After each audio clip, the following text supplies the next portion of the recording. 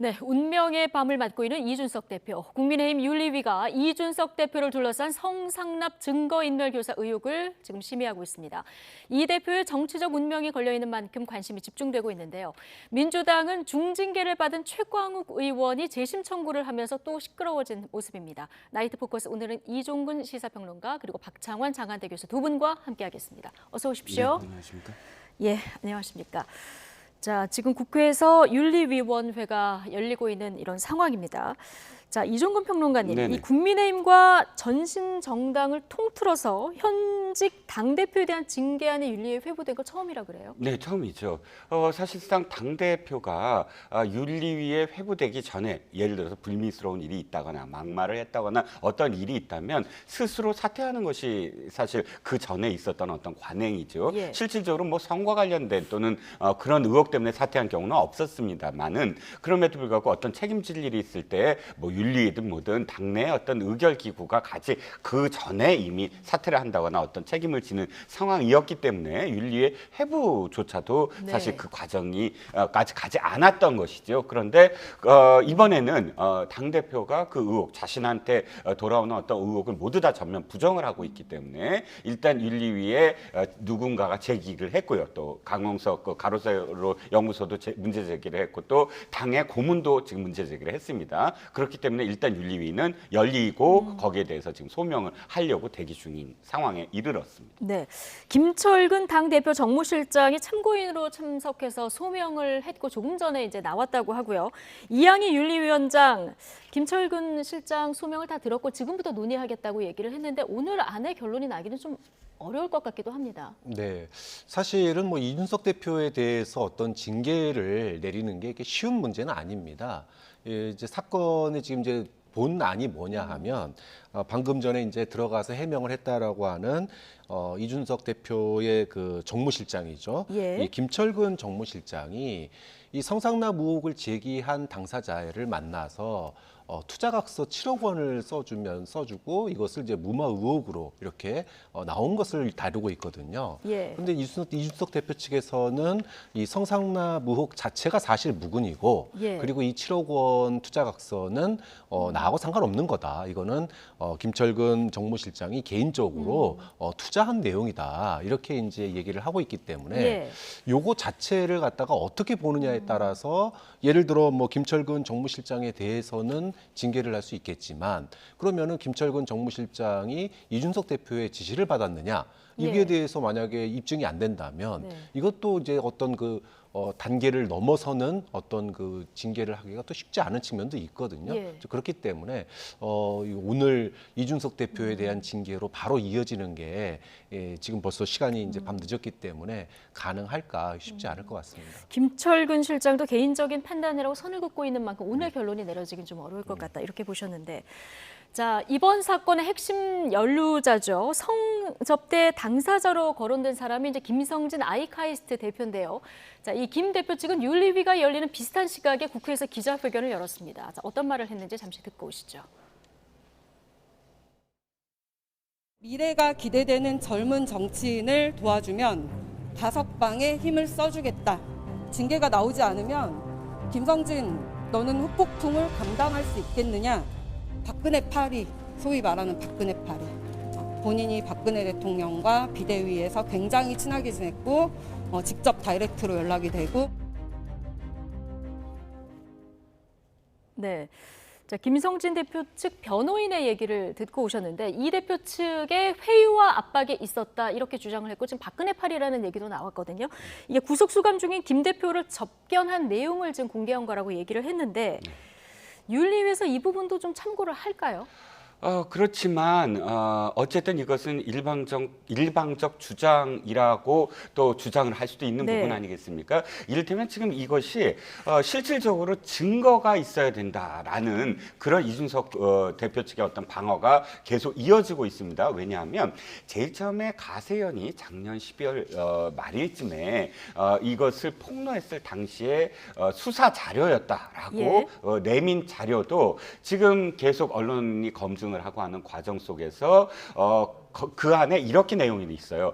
국가기관의 접대비 뭐 130만 원 이런 식의 어떤 명목이 돼 있거든요. 그런데 당시에 그 이준석 대표는 그냥 방송인이었어요. 비대위원도 아니고 2012년도에 비대위원을 했고 그러니까 당의 어떤 공식적인 어떤 직함이 없는 상태였거든요. 그런 상태에서 2013년인가요? 예, 2013년에 이 일이 돌아가 벌어졌을 보면 때, 그때 당시에 그래서 방송인이라고 뭐 보통 이름이 돼 있는 뭐 그런 상황이었는데 국가기관이라고 칭할 수는 없지 않느냐, 뭐 이런 반박이 또 이어지고요. 그러니까 그리고 이것이 실질적으로 수사 자료였다라는 그 공식적인 기관의 확인이 없었어요. 즉 당시에 검사도 이것은 내가 이야기할 수 없다라고 확인을 안 해주고 있는 상태. 이런 것들이 이어지면서 처음에 가세연이 냈던 자료가 완전히 공신력을 잇는 그런 증거 자료냐라는 게 확실한 정말 신뢰도를 얻는 상황이 안 되고 있다 보니까 이준석 대표가 증거가 없지 않느냐라고 지금 계속 반박을 하고 있는 상황이거든요. 이 상황 속에서 김성진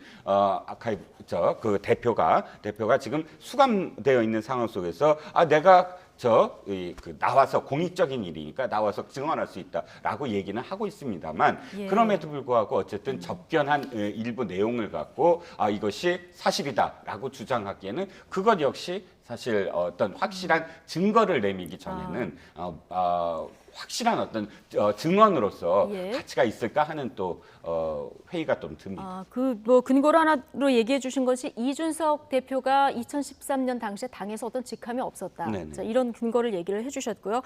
이준석 대표도 지금 조금 전에 들으신 이 김성진 대표 측 주장은 사실 무근이다, 일방적 주장이다 이렇게 얘기를 하고 있는 상황인데 오늘 이준석 대표가 내가 출석하겠다고 했는데 거부를 당했다 이렇게 얘기를 했습니다. 당 대표실에서 기다리고 있는 이런 상황인데요.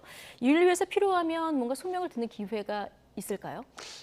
아마도 윤리위에서 부를 것 같지는 않습니다. 그러니까 뭐 애초에 부를 거였다라면은 이제 이준석 대표가 이제 본인이 이제 출석하겠다라고 얘기했을 때 그러면은 뭐 시간을 따로 내서 언제 부르겠다 이렇게 당 대표가 출석하겠다는데 그리고 본인이 또 당사자지 않습니까? 그럼 당사자의 해명을 안 넣는 경우 사실 별로 없죠. 그렇기 때문에 아마도 윤리위에서 이준석 대표를 부를 거였으면 진작에 약속이 됐을 텐데 출석을 굳이 거부를 한 것은 이준석 대표의 어떤 말과 상관없이 요거 하나 즉 그 정무실장이 써준 7억 그 투자 각서 요것만 가지고 판단을 하겠다 이런 의도가 분명한 것 같습니다.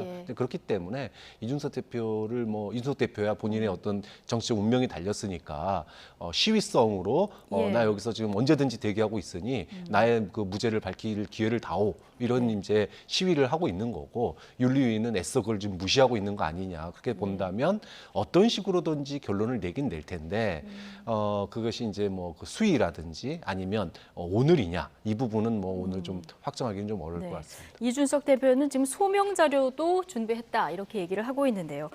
이 대표가 심의 하루 앞둔 어젯밤 굉장히 복잡한 심경을 SNS에 남겼더라고요. 전쟁에 이기고도 그 정쟁에 휘말렸던 로마 장군을 언급했어요. 네. 그렇습니다. 그러니까 유명한 전사이죠. 로마사에서 포에니 전쟁인데요. 그러니까 스키피오라는 장군을 얘기했습니다. 우리는 한니발 장군은 다 잘 알지만 그래서 처음에 이게 한니발이냐 이런 얘기도 그렇죠. 있었는데 그러니까 로마와 카르타고가 붙었던 전쟁이고 카르타고의 장수가 한니발이었죠. 근데 그 한니발은 기억을 하시죠. 알프스를 넘어서 로마를 침공을 했으니까. 그런데 로마가 반격을 한 거예요. 계속 그 한니발의 그 기운을 빼면서 끝내는 이 한니발을 물리친 게 스키피오입니다. 그러니까 이게 진짜 대단한 전쟁이었거든요. 그래서 로마에서는 당연히 환영을 해야 되는데 스키피오가 나중에 돌아왔는데 이 권력 다툼 때문에 이 스키피오를 탄핵을 하면서 계속 그 원로원에서 호민관들이 계속 이 추궁을 합니다. 옛날에 500탈렌트를 이렇게 유용했다. 뭐 이런 어떤 혐의를 두고요. 그런데 결국은 이제 스키피오가 난 정치 안 한다 하면서 이제 로마를 떠나게 돼요. 그러니까 지금 이준석 대표가 얘기한 건 이겁니다. 내가 사실 지방선거와 대선 같은 포에니 전쟁처럼 어려운 선거를 진두지휘해서 승리하고 돌아왔는데 지금 딱 당 내에서 나를 음해하는 세력이 당권이라든지 이런 그 권력 다툼을 벌이면서 나를 지금 이렇게 공경에 처하게 만들었다. 바로 스키비오 장군 같은 그런 상황을 만들었다라고 지금 이야기하고 있는 거죠. 한 말씀만 더 드리면 근데 적합한 예였을까라는 건 좀 갸우뚱돼요. 왜냐하면 스키피오는 덕장이었거든요. 그리고 한니발은 굉장히 카리스마가 있었습니다. 그래서 부하들을 뭐랄까 활락이라든지 이런 것들을 다 용인해 버렸어요. 하지만 스키피오는 굉장히 도덕적인 어떤 장군, 덕장이었다. 그래서 이준석 대표가 덕장이냐? 라는 그런 비유가 맞느냐? 당내에서는 또 그렇게 얘기도 하죠. 네, 잠시 로마로 시간 여행을 죄송합니다. 다녀왔고요. 예. 자, 윤리위가 이 대표를 징계하기로 결정을 한다면은 제명, 출당 권유, 당원권 정지 여기까지는 물리적으로 당 대표 수행이 불가능한 거고요. 경고가 내려져도 뭐 어떻게 보면은 정치적 입지는 타격이 불가피한 이런 상황인데요. 자, 오늘이 될지 뭐 다음이 될지 모르겠습니다만 어쨌든 윤리위 결정에 따라서 이준석 대표 정치적 향방이 좀 달려 있다 이렇게 보면 되겠죠. 그렇죠. 뭐 이준석 대표로서는 어쨌든 당을 선거로 이끈 당 대표이기도 하지만 가장 젊은 정치인 아닙니까? 그러다 보니까 미래가 굉장히 이제 그 유망한 그런 상황이고 그리고 앞으로 이제 기회가 굉장히 많은 상황인데 이런 도덕성과 관련된 타격이거든요. 이런 네. 부분들은 그리고 당 대표로서 사상 초유로 징계를 받는 또 그런 상황이 됩니다. 정치적 타격이 당연히 불가피하죠. 일단은 이준석 대표로서는 어떤 그것이 뭐 설사 경고 수준이라고 할지라도 정치적 타격은 분명하다. 하지만 그럼에도 불구하고 당대표직을 계속 유지하느냐 유지하지 않느냐는 굉장히 큰 차이가 있습니다. 예. 물론 뭐 공천권이 없는 이제 다음 총선에 영향을 미치지 못하는 그런 당대표지만 임기를 채우는 것과 불명예 퇴진을 하는 것은 하늘과 땅 차이거든요. 좀 그런 점에서 경고라든지 또는 아싸리 뭐 우리가 흔히 이제 제명이라 그러죠. 이렇게 이왕 제명 받는 이왕 징계를 받는다면 제명 만약에 받을 경우에는 이 제명 같은 경우에는 최고위에서 또 이거를 의결을 해야 돼요. 네. 그런데 지금 최고위의 구성을 번복될 보면 가능성도 있는 겁니까? 그렇죠. 그러면? 최고위에서는 이준석 대표에 대한 이런 그 징계에 대해서 못마땅해하는 그 인원들 숫자 구성이 좀 되거든요. 그러니까는 차라리 제명 결정이 나온다면 최고위에서 이걸 뒤집을 수 있는 또 정치적인 수가 있기 때문에 글쎄 뭐 경고 아니면은 뭐 아니면 도 이거고 이게 애매하게 예를 들면 출당 권유 이런 게 돼버리게 되면 출당 권유는 출당 만약에 안 시키면 자동으로 이게 네. 또 당을 나가야 되거든요. 그러니까는 이준석 대표로서는 뭐 할 수 있는 게 별로 없어요. 오히려 가장 강한 징계거나 가장 약한 징계가 그렇죠. 내리는 이러면은 이준석 대표 입장에서는 그렇죠. 낫다. 경고라면은 불명예스럽지만 어쨌든 당 대표직을 유지할 수 있는 거고 또 제명이라면은 굉장히 센 거지만 오히려 너무 센 그 징계다 보니까 이것이 가져오는 상징성과 여파가 굉장히 크거든요. 예. 그러니까 이것 때문에 소위 대마불사라고 그러죠. 쉽게 결론을 못 내리고 최고위에서 이거를 뒤집을 수 있는 또 가능성도 생기기 때문에 이준석 대표로서는 뭐 물론 징계를 안 받는 게 최우선이겠지만 만약에 징계가 나올 경우에는 이런 선택지가 있는 거죠. 네. 자, 김종인 전 국민의힘 비대위원장이 이준석 대표의 이 징계 관련해서 윤리위가 열리고 있는 데 대해서 이런 해석을 내놨습니다. 직접 듣고 오시죠. 당권과 관련해 가지고 아니면 이런 사태가 날 수가 없죠. 당에 아마 치명적인 결과가 나올 거라고 봅니다. 젊은 나이에 저게 당을 대표하는 사람이 됐기 때문에 저 당이 좀 과거와 달리 변할 수도 있는 정당이구나 하는 이런 기대감을 줬는데 근데 그 기대감이 사라져 버리는 거죠. 그러면 옛날의 모습으로 돌아간다고 생각하는 거죠. 네. 자, 당권과 관련한 게 아니면 이런 사태가 날 수 없다. 자, 윤리위가 열리는 것 자체가 이게 당권 경쟁 구도와 관련이 있다. 김종인 비대위원장이 이렇게 보는 것 같습니다. 네, 김 위원장은 정치공학적인 어떤 해석을 내리는 것 같아요.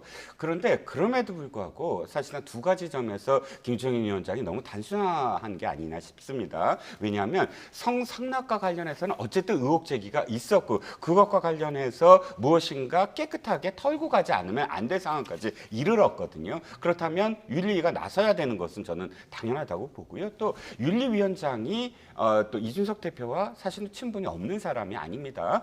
같이 2012년도에 박근혜 대통령이 비대위원장 시절에 비대위원으로 추천해서 함께 일을 했었고요. 또 이준석 대표가 당대표 경선에 나와서 전당대회에서 계속 뛸 때 당대표가 되시면 누구를 만나시겠습니까 했을 때 이양이 상무위원을 만나겠다라고 할 정도로 서로 친분이 있었던 사이거든요. 예. 그럼에도 불구하고 어쨌든 이양희 윤리위원장이 이렇게 회부 윤리위에 회부한다는 건 공과 사를 뚜렷이 하자라는 그런 또 입장인 것도 있으니까 저는 윤리위를 이렇게 당권투쟁이다 그리고 네. 또 이준석 대표가 이런 이 개혁의 상징이다 이렇게 단순화해서 이 구도를 이준석 대표 편을 드는 것도 사실은 그렇게 뭐랄까요 공정하거나 객관적으로 보이지는 않습니다. 예, 또 하나.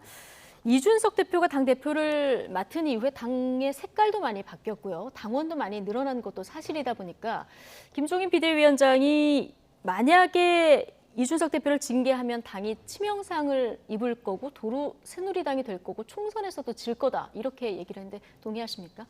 뭐 그렇게 단정적으로 얘기하기는 어렵지만 우리나라 국민들이 바라보는 시각이요. 지난 대선 때 실컷 봤거든요. 예. 두 번의 가출을 통해서 이준석 대표와 윤핵관 사이에 이 첨예한 갈등 그리고 주도권 경쟁을 지난 대선 기간 중에 충분히 봤기 때문에 지금 벌어지는 일들이 단순하게 이 성상납과 관련된 것만 지금 되고 있다라고 보는 국민들은 별로 없을 거예요. 아, 이제 선거 다 끝났으니까 네. 이제 용도 폐기구나, 밀어내기구나 이렇게 보는 국민들도 꽤 많거든요. 만약에 그런 점에서 실제로 이준석 대표가 이제 어떤 징계를 통해서 당에서 이제 쫓겨나듯이 밀려난다 이렇게 되면은 결국은 이준석은 얼굴마담이었구나 이렇게 판단하는 국민들이 꽤 될 수 있습니다. 좀 그런 측면에서 국민의힘에 있어서는 타격이 될 수 있는 거죠. 이제 그러다 예. 보니까 지금의 어떤 그 징계가 원인이 그러니까 성상납이 있었냐 없었느냐를 가지고 판단하는 게 아니잖아요.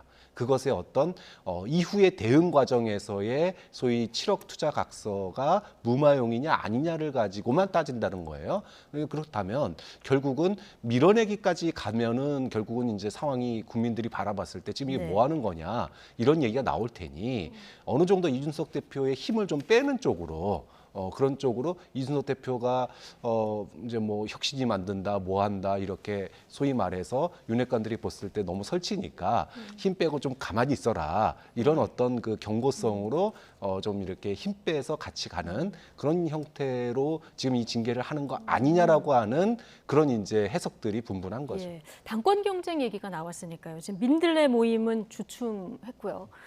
김기현 의원 주도로 혁신24 새로운 미래 이런 모임이 출범을 했는데 뭐 이게 공부 모임이라고는 하는데 오늘 뭐 권성동 원내대표도 참석했고 성일종 정책위 의장도 참석을 했고요. 참석 인원이 50명. 국민의힘 재적 의원이 115명인데 네네. 50명이에요. 네네 그렇습니다. 뭐 그렇다고 해서 또 이것이 민들레처럼 좀 저항이 있거나 네. 또 비판을 받지는 않아요. 그만큼 또 지금 이것을 주도하는 사람이 김기현 전 원내대표이니까 그게 또 가능할 것 같아요. 김기현 전 원내대표가 굉장히 지금까지 의정 생활을 예. 합리적으로 했다. 그리고 그 신사적인 어떤 의정 활동을 한 사람한테 주는 그 상도 굉장히 수차례 받았던 그런 그 의원. 이고요. 그러다 보니까 이 특정 어떤 정파 그리고 뭐 네. 주류로서 권력을 행사하는 그런 모임으로 비춰지지 않는 것이 지금 말씀하셨듯이 여러 의원들이 좀 마음 편하게 참석한 게 아니냐 생각이 들고요. 하지만 이제 당권 투쟁이 이제 계속 가속화될 수 있는 올 연말부터는 상당히 많은 그런 또 정파 모임들이 생겨날 테고 이합집산이 있을 테고 그다음에 의원들도 중복해서 나갈 거예요. 예. 그래서 앞으로 좀 더 지켜봐야 좀 가시화되지 않을까 싶습니다. 네.